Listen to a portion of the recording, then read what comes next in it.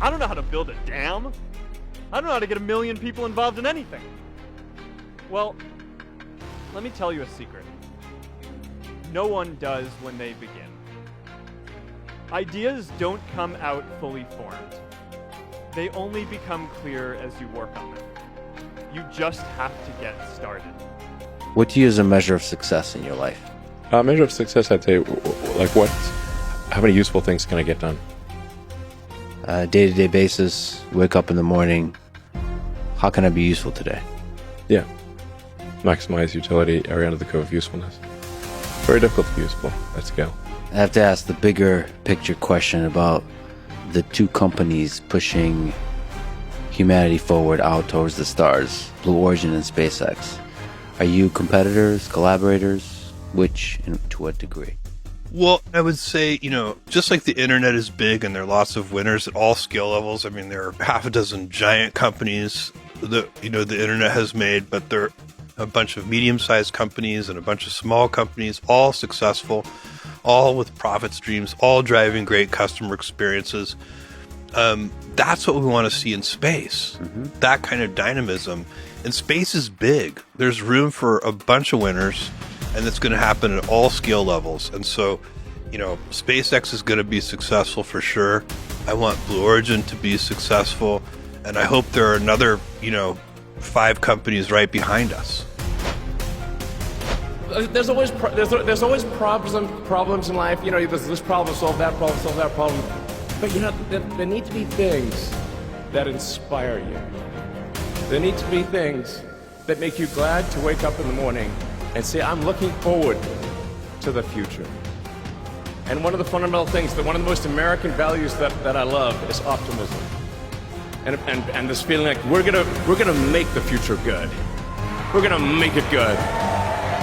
I want to talk about 3 ways that we can create a world where everyone has a sense of purpose. By taking on big, meaningful projects together. By redefining equality so everyone has the freedom to pursue their purpose. And by building community all across the world. So first, let's take on big, meaningful projects. Our generation is going to have to deal with tens of millions of jobs replaced by automation like self-driving cars and trucks. But we have the potential to do so much more than that. Every generation has its defining works. More than 300,000 people worked to put that man on the moon, including that janitor. Millions of volunteers immunized children around the world against polio, and millions of more people built the Hoover Dam and other great projects. And now it's our generation's turn to do great things. Now I know, maybe you're thinking, I don't know how to build a dam. I don't know how to get 1 million people involved in anything. Well, let me tell you a secret. No one does when they begin. Ideas don't come out fully formed. They only become clear as you work on them. You just have to get started. If I had to know everything about connecting people before I got started, I never would have built Facebook. Movies and pop culture just get this all wrong. The idea of a single eureka moment is a dangerous lie.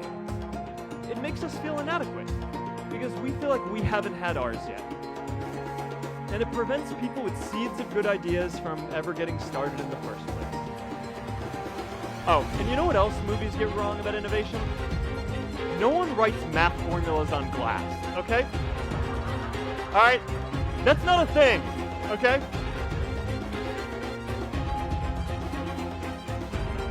It's really good to be idealistic, but be prepared to be misunderstood. Anyone working on a big vision is going to get called crazy, even if you end up right. Anyone taking on a complex problem is going to get blamed for not fully understanding it, even though it's impossible to know everything up front. Anyone taking initiative will always get criticized for moving too fast because there's always someone who wants to slow you down. In our society, we often don't take on big things because we're so afraid of making mistakes that we ignore all the things wrong today if we do nothing. The reality is, anything we do today is going to have some issues in the future. But that can't stop us from getting started. So what are we waiting for?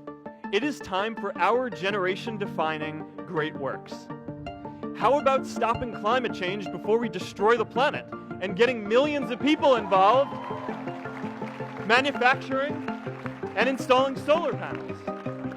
How about curing all diseases and getting people involved by asking volunteers to share their health data, track their health data, and share their genomes? You know, today, our society spends more than 50 times as much treating people who are sick as we invest in finding cures so people don't get sick in the first place. It makes no sense. We can fix this. How about modernizing democracy so everyone can vote online?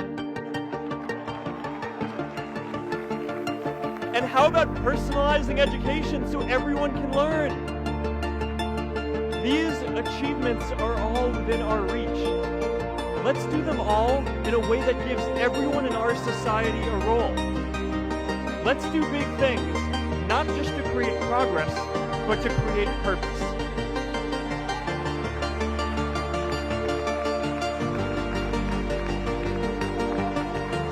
So taking on big, meaningful projects together is the first thing we can do to create a world where everyone has a sense of purpose. The second is redefining our idea of equality so everyone has the freedom to pursue their purpose. Now, many of our parents had stable jobs throughout their careers, but in our generation, we're all a little entrepreneurial, whether we're starting our own projects or finding our role in another one. And, you know, that's great, because our culture of entrepreneurship is how we create so much progress. An entrepreneurial culture thrives when it is easy to try lots of new ideas.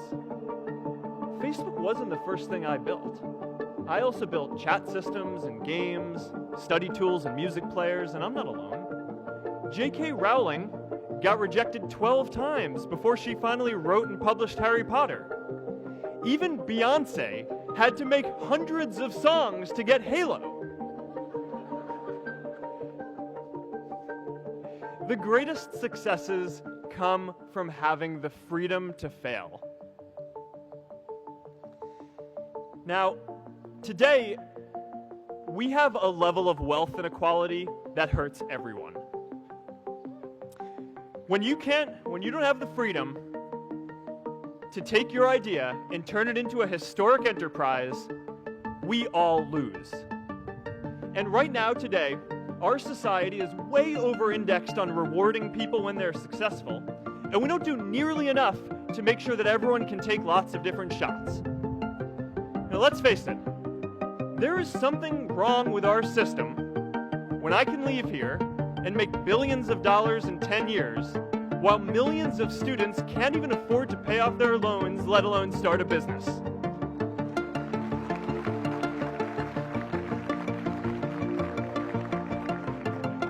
Look, I know a lot of entrepreneurs, and I don't know a single person who gave up on starting a business because they were worried they might not make enough money. But I know too many people who haven't had the chance to pursue their dreams because they didn't have a cushion to fall back on if they failed.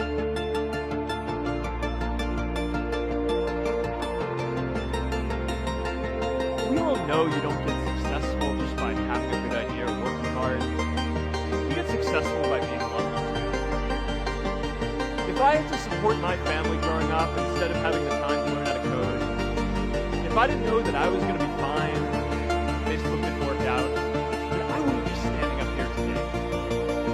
And if we're honest, we all know how much luck we've had to get to this point in our lives. Every generation expands its definition of equality. Previous generations fought for the vote and civil rights. They had the New Deal and Great Society. And now it's time for our generation to define a new social contract.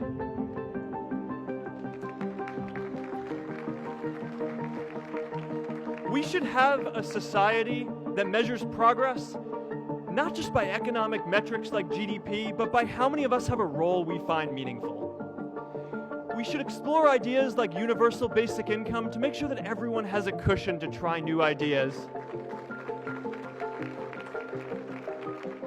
We're all going to change jobs and roles many times, so we need affordable childcare to get to work and healthcare that's not tied to just one employer. And we're all going to make mistakes. So we need a society that's less focused on locking us up and stigmatizing us when we do. And as our technology keeps on evolving, we need a society that is more focused on providing continuous education through our lives.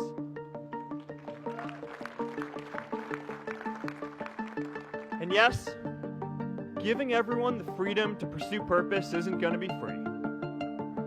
People like me should pay for it. And a lot of you are going to do really well, and you should too.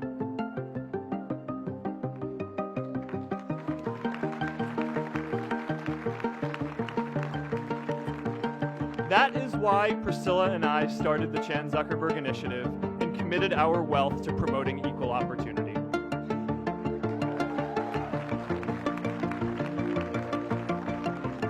These are the values of our whole generation. It was never a question of if we were going to do this. The only question was when. Millennials are already one of the most charitable generations in history. In just 1 year, more than 3 in 4 U.S. millennials donated to charity, and more than 7 in 10 raised money for another one. But it's not just about giving money. You can also give time. And I promise you, if you just take an hour or two a week, that's all it takes to give someone a hand and help them reach their potential. Now, maybe you're thinking, that's a lot of time. I'm not sure about it. I used to think that. You know, when Priscilla graduated from Harvard, she became a teacher. And before she'd do education work with me, she told me that I needed to get my own experience teaching in class. At first I complained. You know, I'm kind of busy. I'm running this company. But she insisted.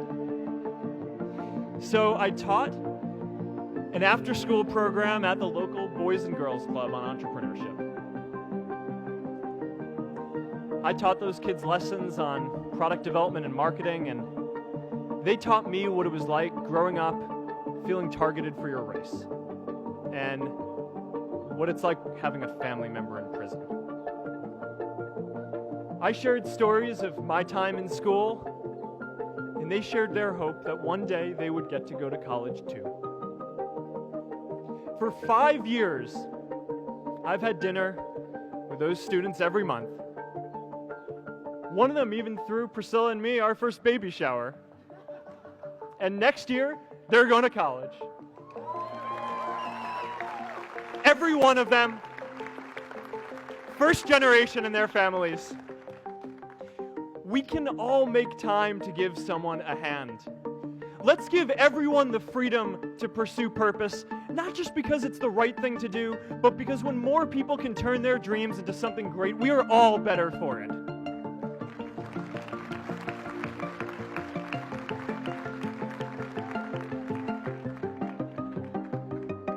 Purpose doesn't only come from work. The third way we can create a sense of purpose for everyone is by building community. And in our generation, when we say purpose for everyone, we mean everyone in the world. Now, quick show of hands. How many of you here are from another country?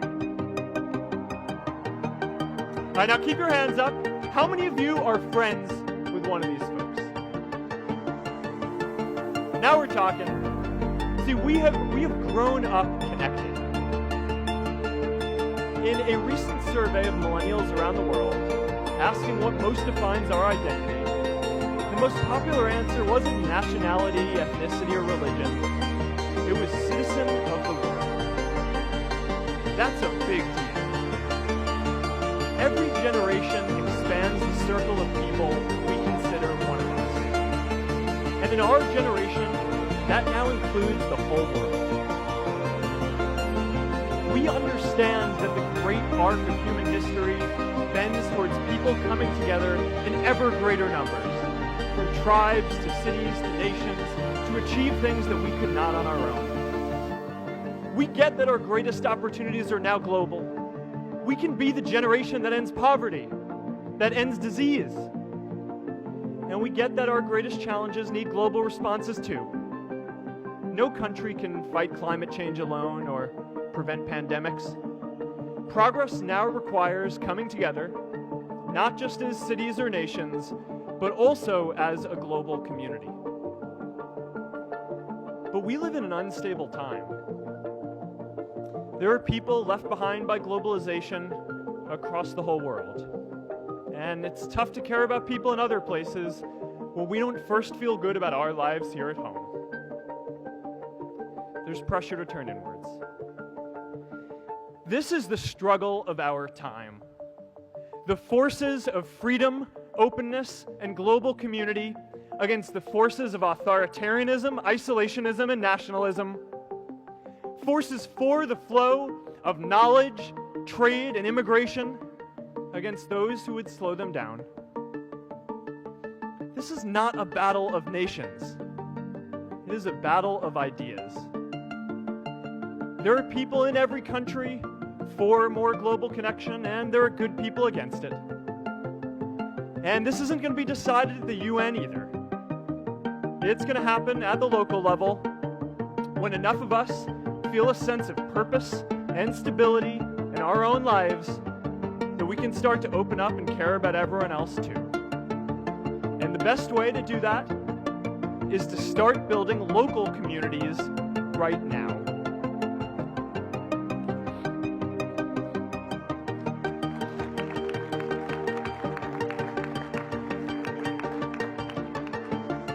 We all get a lot of meaning from our communities. Who here's from Elliott House? How about Lowell? I know you guys found community because you literally live right on top of each other. And Mather? I'll just put that there. Whether our communities are houses or sports teams, churches or a cappella groups, they give us that sense that we are a part of something bigger, that we are not alone. They give us the strength to expand our horizons. And that's why it's so striking that over the past few decades, membership in all kinds of communities has declined by as much as 1/4. That's a lot of people who now need to find a sense of purpose somewhere else. But I know that we can rebuild these communities and start new ones because many of you already are. I met Agnes Segoye, who's graduating today. Agnes, where are you?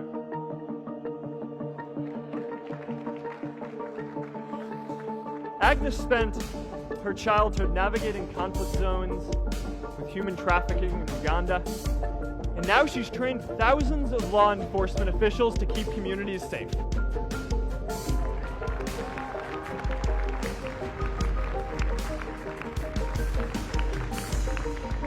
I met Kayla Oakley and Neha Jain, graduating today too. Stand up, guys. Kayla and Neha started a nonprofit that connects people suffering from chronic illnesses with people in their communities who are willing to help out.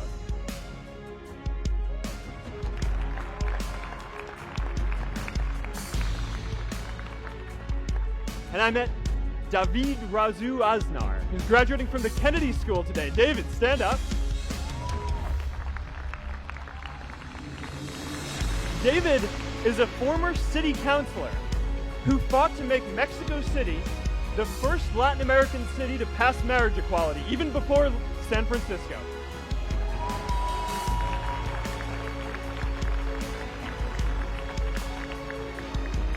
And this is my story too.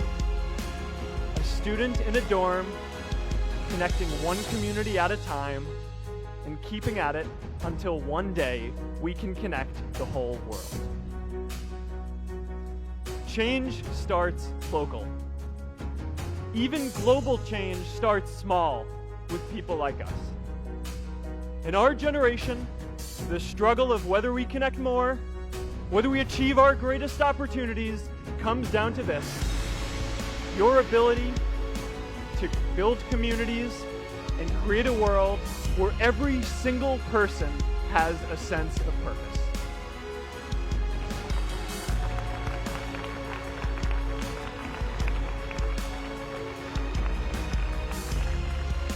Class of 2017, you are graduating into a world that needs purpose. And it's up to you to create it. Now, maybe you're asking yourself, can I really do this? Well, remember when I told you about that class I taught at the Boys and Girls Club? One day after class, I was talking to my students about going to college, and one of my top students raised his hand and said that he wasn't sure he could go to college because he's undocumented. He wasn't sure if they'd take him. Last year, I took him out to breakfast for his birthday, and I wanted to get him a gift, so I asked him what he wanted, and he just started talking about struggles that he saw other students in his class facing, and finally said, you know, I'd really just like a book on social justice. I was blown away. Here is a young guy who has every reason to be cynical. He wasn't sure if the country he calls home, the only one he's known, was going to deny him his dream of going to college. But he wasn't feeling sorry for himself.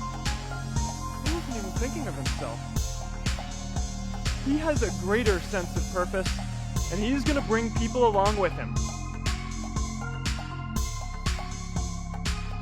It says something about our situation today that I can't even say his name because I don't want to put him at risk. But if a high school senior who doesn't know what the future holds for him can do his part to move the world forward, then we owe it to the world to do our part too.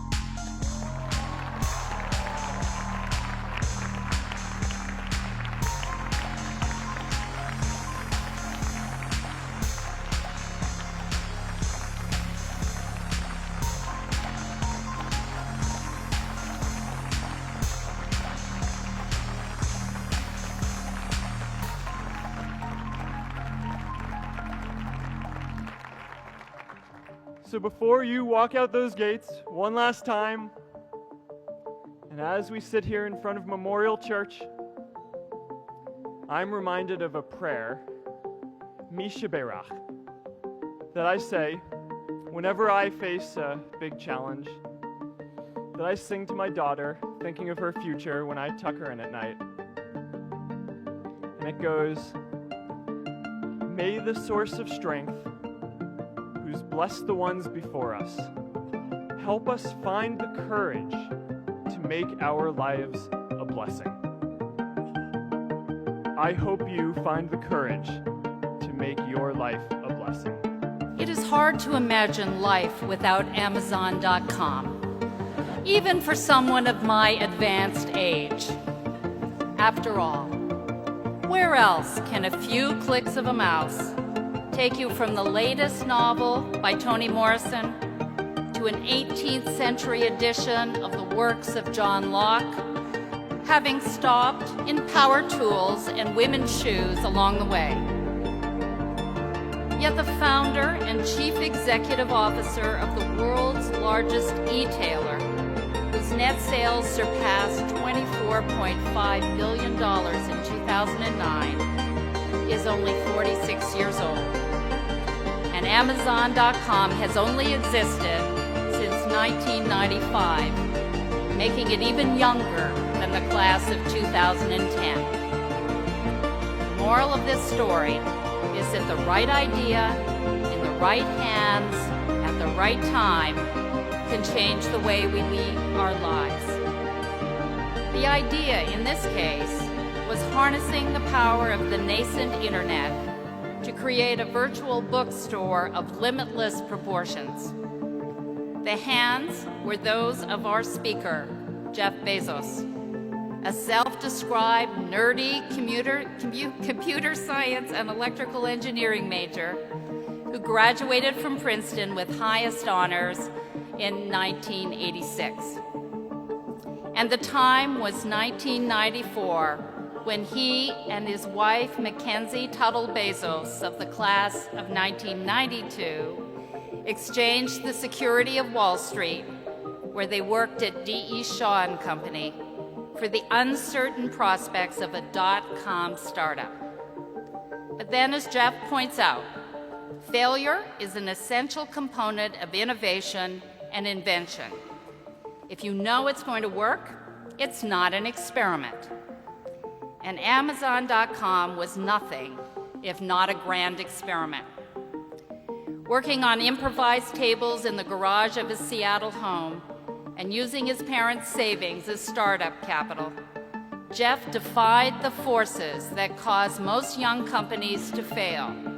Partly, he admits, through sheer good fortune, but also because of his unwavering determination to create the world's most customer-centric company.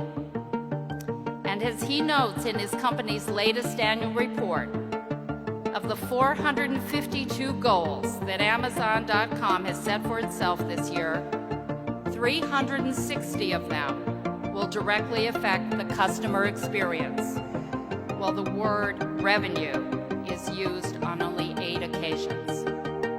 I do not advise you to start off with 452 goals this year, by the way. But this is just one of the keys to Jeff's success.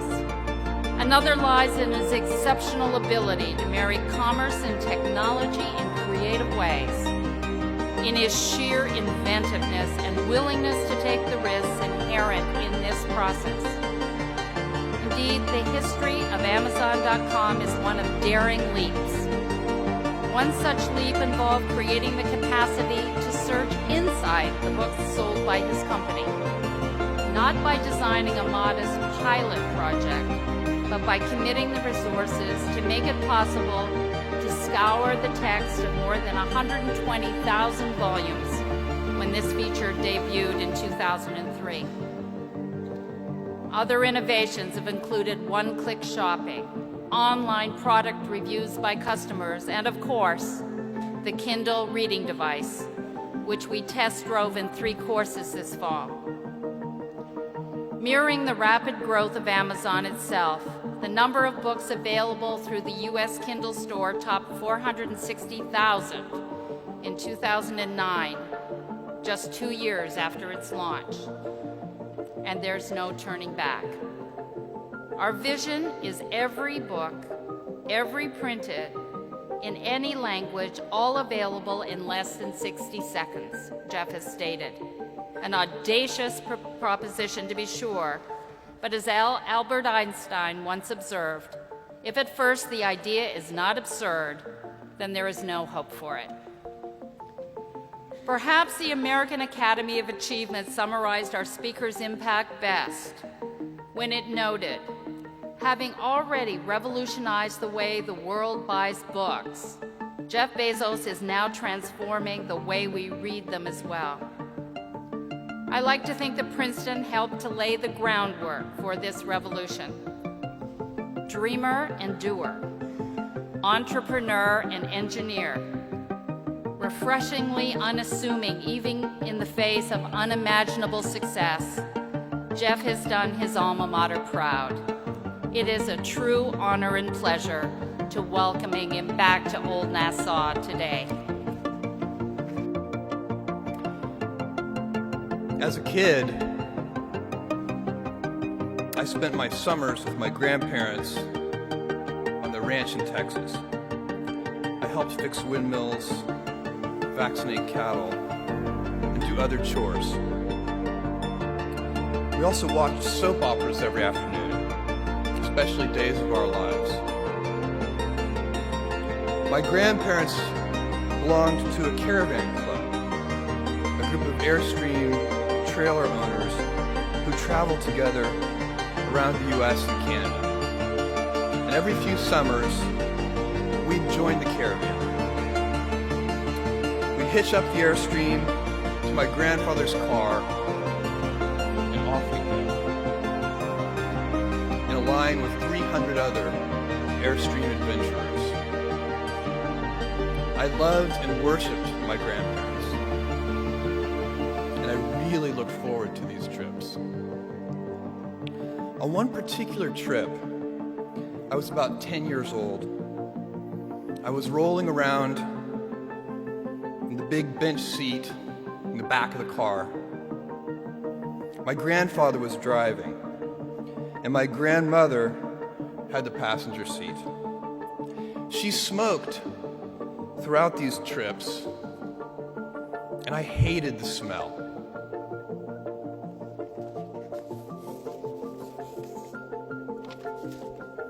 At that age, I'd take any excuse to make estimates and do minor arithmetic.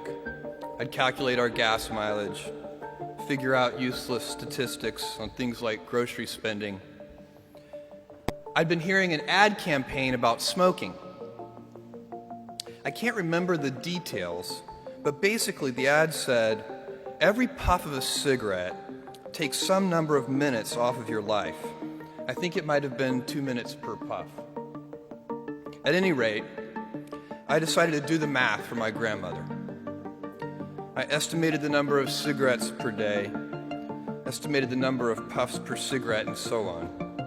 When I was satisfied that I'd come up with a reasonable number, I poked my head into the front of the car, tapped my grandmother on the shoulder, and proudly proclaimed, "At 2 minutes per puff, you've taken 9 years off of your life." I have a very vivid memory of what happened next, and it was not what I had expected. I expected to be applauded for my cleverness and my arithmetic skills. "Jeff, you're so smart. You had to have made some tricky estimates. Figure out the number of minutes in a year. Do some division." That's not what happened. Instead, my grandmother burst into tears.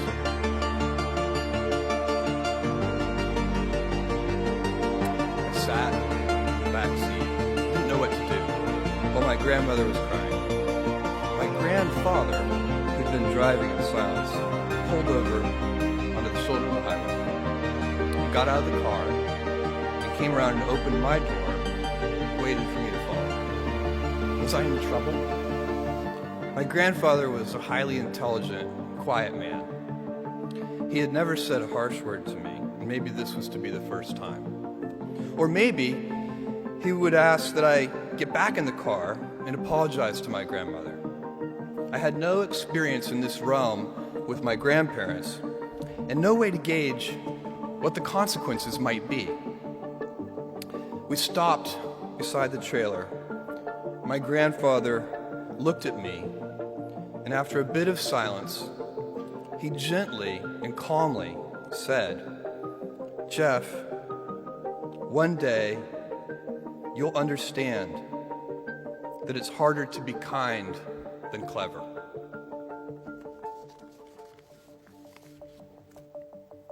What I want to talk to you about today is the difference between gifts and choices. Cleverness is a gift. Kindness is a choice.